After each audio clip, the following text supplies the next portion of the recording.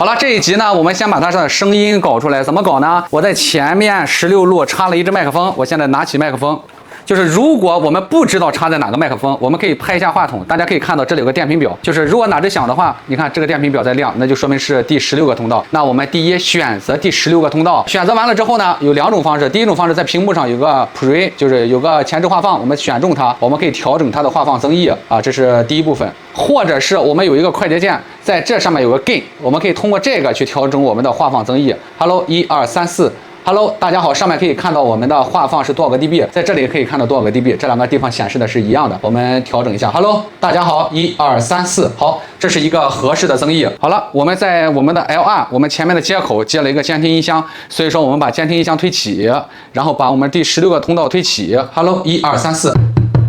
我们可以在音箱里听到我们的声音了，这样的话就 OK 了。接下来就是我们的通道操作，然后母线发送就 OK 了。